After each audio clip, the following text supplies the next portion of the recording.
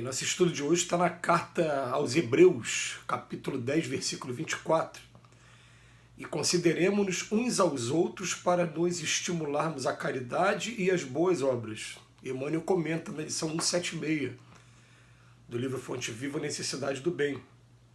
Muitas instituições da vida cristã, respeitáveis por seus programas e fundamentos, sofrem prejuízos incalculáveis em razão da leviandade com que muitos companheiros se observam uns aos outros. Aqui comenta-se o passado desairoso de quem procura hoje recuperar-se dignamente. Ali pequenos gestos infelizes são analisados através das escuras lentes do sarcasmo e da crítica. A censura e a reprovação indiscriminadas, todavia, derramam-se na família de ideal como chuva de corrosivos na plantação, aniquilando germes nascentes, destruindo flores viçosas e envenenando frutos destinados aos celeiros do progresso comum.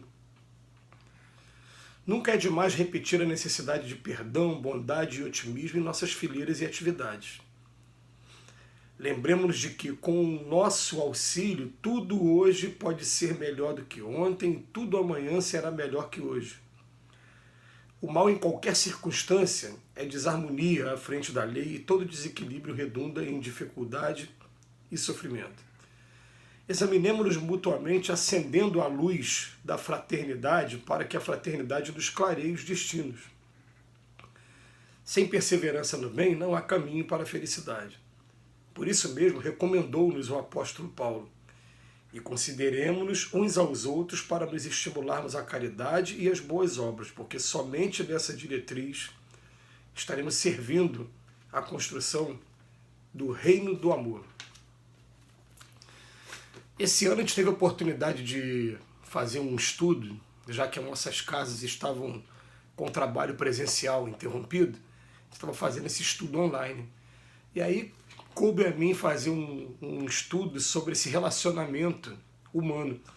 E no estudo, é uma frase bastante interessante, impactante para a gente. Vem dizer que o que destrói um serviço que é voltado para o bem, mais do que qualquer coisa, é uma coisa chamada fofoca.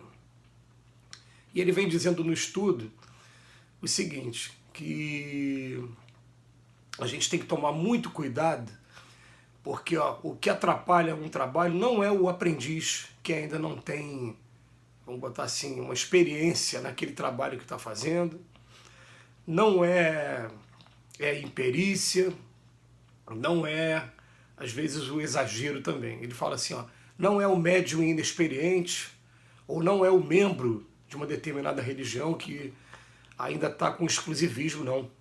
O que atrapalha de verdade é a força destrutiva da crítica que a gente faz uns aos outros, né? E normalmente analisando aspectos do passado, analisando o lado frio de alguma pessoa, lembrando que todo mundo aqui na Terra tem dificuldade, a gente tem falado sobre isso.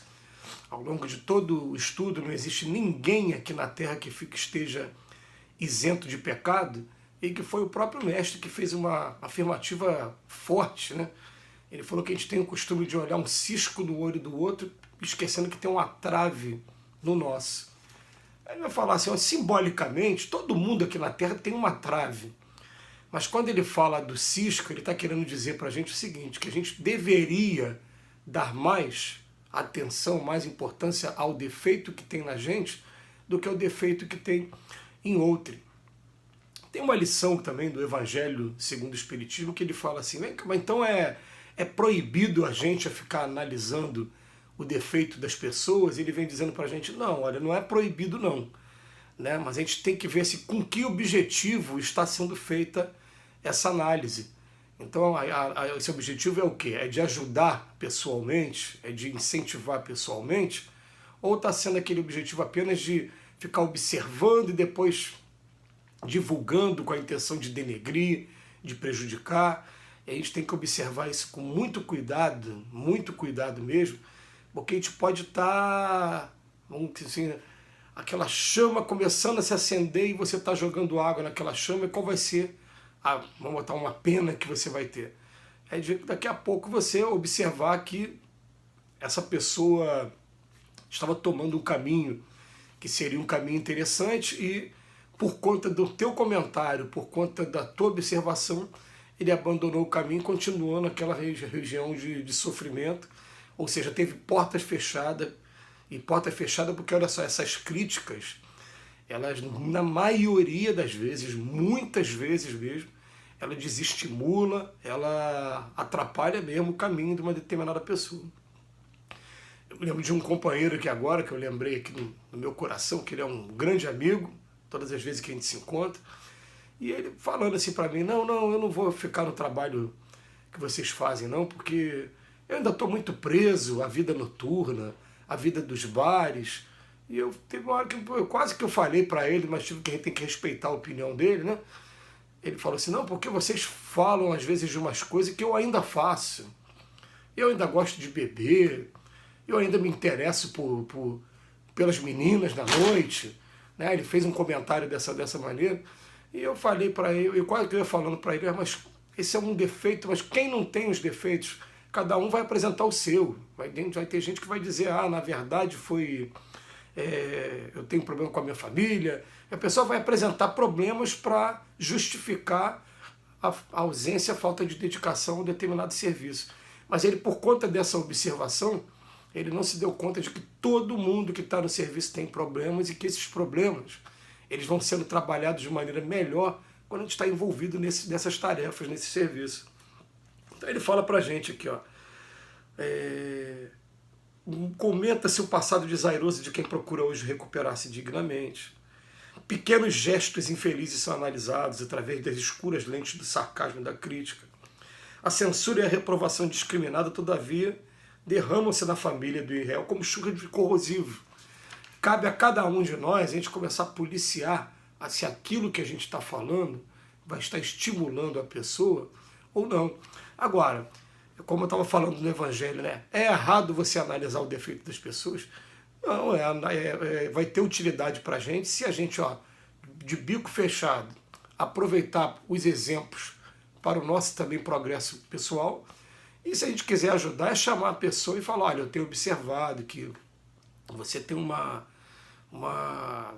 capacidade muito grande. Eu vou aqui contar para vocês, uma vez eu tive a oportunidade de participar de uma reunião que quando as pessoas estão despidas de melindres, estão com o ideal de trabalhar mesmo, é uma reunião muito bonita. Então, eu vi uma pessoa muito querida, que é lá do Centro Espírita Leon Denis, num dos trabalhos que a gente faz aí de caravana, que eles estão fazendo, que eles fazem de caravana, eu fazia na época. Então ela chega no Centro Espírita, eu vou falar que é em São Joaquim, ela fica primeiro durante uma reunião, durante 30, 40 minutos, exaltando a qualidade daqueles trabalhadores daquela casa. Para depois de 40 minutos, aí sim, falar assim, mas você tem feito isso e isso, mas tem que tomar cuidado com isso, com isso, com isso. Quer dizer, em primeiro lugar, levou 30, 40 minutos chamando atenção para as virtudes, para depois falar de maneira bem direta, bem franca, e aqueles trabalhadores que, se eles estiverem me ouvindo aqui, né, eles moram no coração, eles de maneira muito humilde, eles abaixaram a cabeça e falaram, é verdade, eu tenho esse problema, eu vou tentar acertar daqui para frente. Aquela reunião, para mim, foi uma reunião marcante, pelo carinho e pela forma franca e carinhosa e direta, como foi tratado o tema. Então ele vem falar aqui para a gente, né? Ele fala, nunca é demais repetir a necessidade de perdão, bondade e otimismo em nossas fileiras e atividades. Lembremos de que com o nosso auxílio, tudo hoje pode ser melhor do que ontem, tudo amanhã será melhor que hoje. Olha que lucidez do Emmanuel, né, e o convite para ele. Agora, o mal em qualquer circunstância é desarmonia frente da lei. Todo equilíbrio redunda em dificuldade e sofrimento. Então, examinemos-nos mutuamente, acendendo a luz da fraternidade, para que a fraternidade nos clareie os destinos. Que coisa maravilhosa, demônio. E aí a gente vai descobrir um dia que nós somos todos espíritos ainda com muito defeito, mas que quando a gente caminha junto, né, os fios separados são mais fáceis de ser rompidos. Quando junta todos, na hora de romper, ele fica muito mais forte. A união faz a força. Que Jesus lhes abençoe hoje e sempre.